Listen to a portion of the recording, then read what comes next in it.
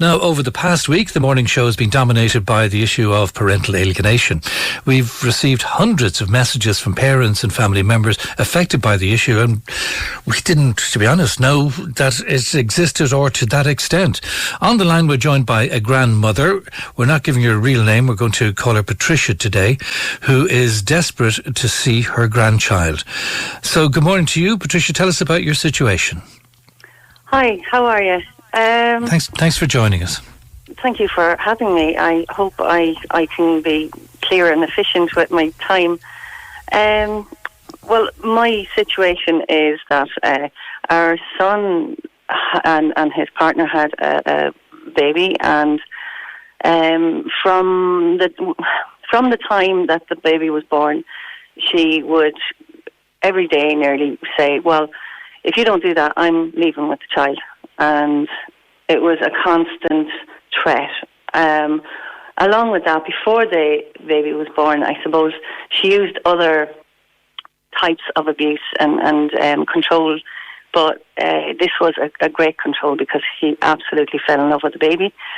And his big fear was that she would leave, and she had done her homework and told him that he would never see the baby again, or that he would only have limited access and he would pay a lot of maintenance. In the beginning, we thought she was wonderful, and as a family unit, we would be very close. So she was accepted into the family and loved, and we knew she had issues, but we thought we could love it out of her, if you know what I mean. Hello? Hello, yeah, I can hear you okay. Yeah. Sorry. Yeah. Go ahead, we're listening to you, yeah. Yeah. Also, my son thought he could love the issues out of her. He was a very sensitive young man.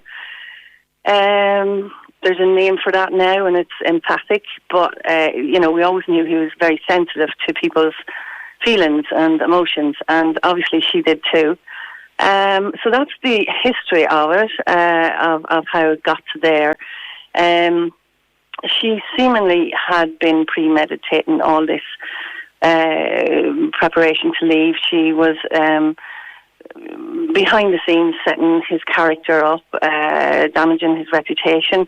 He'd be working hard, and then he'd come home, she'd hand the child to him, and then she would make her demands. "I want the tiling done, I want this done, I want that done," and he'd say, "Well, I'm minding the child," and and she would say, "Well, I'll get another man then to do it." It always had everything she said had an extra power to it, But initially, we all thought she was wonderful. We didn't know what was going on behind the scenes and behind the closed doors.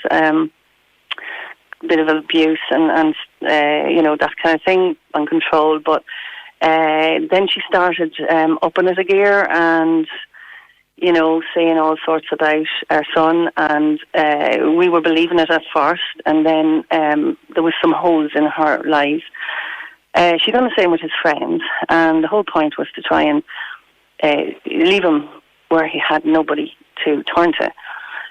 But we seen through the holes in the stories, and but there was nothing we could do. We had to stand back and let him see that it was wrong. And eventually, anyway, it came to a head, and she was preparing to leave him, and sent him on the child's second birthday. She sent him a solicitor's letter.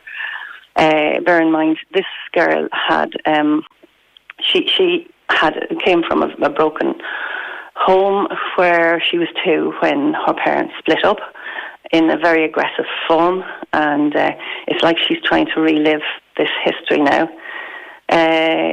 So that was when we finally kind of surrounded our son and said, you're being set up and you have to do something, and showed him, that we were behind him, and he got strong enough to stand up to her. So here's a way he stood up to her. He said no to her when she told him to make the bed. So she lost the plot and headed off with the child, and the judge thought, once she went in and told all sorts of lies, and the judge, an old traditional man, said, oh, he must be a terrible man. You're taking custody of the child, and you can sort out the access. So the sorting out of the access was a very poor, meaningless access, where in 70 days he's seen the child 5 times.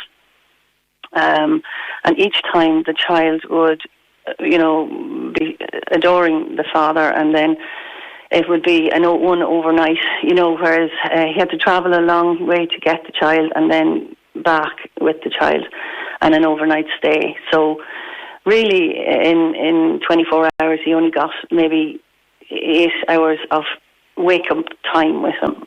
And anyway, the long and the short of it is that the child, when the child's going back to the mother, the child is very, very upset. He screams that he doesn't want to be there, and it's just awful, really. And when was the last time that you saw the child? Last weekend. I get to see the child when my son has the child. They come up here for a little while, but it's so, you're trying to give them their own time. Yeah. And you're trying not to steal too much of that time, their lone time. Indeed. So it's very limited, considering that before that the child was here a lot. I was the chief babysitter, and it's the whole family is upset. The whole family is, and every week we don't know what she's going to do next. We don't know how she's going to turn everything upside down again. She doesn't have the capability to love, so it's not the child that's important in her view, and that's what. And you feel that in the court, a comprehensive hearing wasn't there. It was absolutely he wasn't asked the question. The child was never mentioned. She was heard. She could say anything, and it was the same with the maintenance court. Both of them had to have their affidavit or whatever, I presume she gave everything in truth, and so did my son, because he would have been afraid of his life to get it wrong. And she started saying that he was earning all this money and had all these different little jobs all over the place. In the meantime, he's supposed to be an alcoholic, drinking all the time. So I don't know. So it shows that she's lying, but the judge doesn't question it. She didn't have to have evidence to say that he had all these other jobs as well. And the amount of jobs and businesses that he had, he'd have to be working 48 hours a day. If you know what I mean. Yeah. It was so unbelievable that the judge should have asked the question. So it's just that there is no justice. There's no. It's old traditional. The judge has made a decision before he comes out on that seat. Is the way I see it. A lot of people are saying that, and we want to say thank you for coming on, Patricia, about this, because it illustrates a lot, of the texts and emails that we got.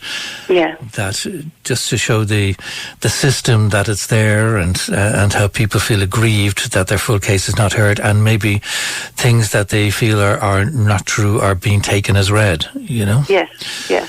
So I just want to say that at the end of the day, it's about the child, and that child has a family who love him, here, and his daddy loves him to bits and spent a lot of time with him. He used to make his breakfast and his evening meals. He spent an awful lot of time, and he was whipped away, and he's been used as a tool now. And if he were to get more access with his daddy, he would be a happier child. And that's all that any of these parents are asking for. The mummies and daddies in the group that you've connected with, which I have to say, you're a wonderful man to give them a voice. I think each and every one of them, I think I can speak for them, they're very, very grateful to you.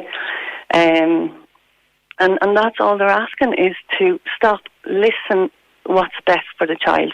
They're not thinking of themselves at all, you know, and that's the point that's very important to get out there. Yeah, a texter says that lady's not on her own. You would think she is telling my story. It's heartbreaking. And It's all about money and power with these women. And it might be said, we might say as well, that yesterday we heard about a father who was doing similar activities. Yeah, so it goes right across the gender. It is right across, and I wouldn't like anyone to think that I was saying that it's all women, because I know that there are men out there doing this thing. And at the end of the day, it's what we're trying to say is that the child and the children are suffering because of either man or woman parent who has no thought for the children, only their selfish need for their ego to show that they're the ones that won the case, or the one, you know, control. And you know, it's where the professional people are supposed to look and see, and they're not. They're just taking a lazy way out. And they're not even connected enough to go with a gut feeling, you know. Yeah. Okay. There's so many sad stories. I'm just wondering if you could spend more time with your grandchild. I mean, what would you like to do together? I'm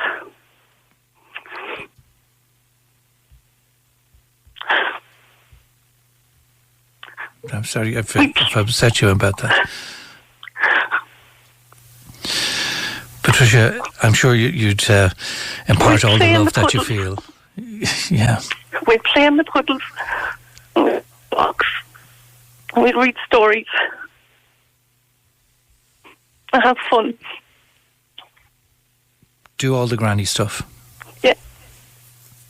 Sorry. Patricia, I apologise for upsetting you by that. I just want to say thank you for sharing. I promise I wouldn't do that. Yeah. These are very, very emotional situations. We're going to be talking to a solicitor in just a second. Oh, that's Patricia, wonderful. I'll be interested to hear that then. Thank you very much for sharing. Thank you very, very much. I totally appreciate the fact that you've given us all a chance to say our piece. Well, there's some work being done on this politically as well. So hopefully this will progress in some way. Yeah. Thank you very much. Thank you. Okay. Thank you. Bye-bye. Good morning to you. Thank you. Morning show at East Coast.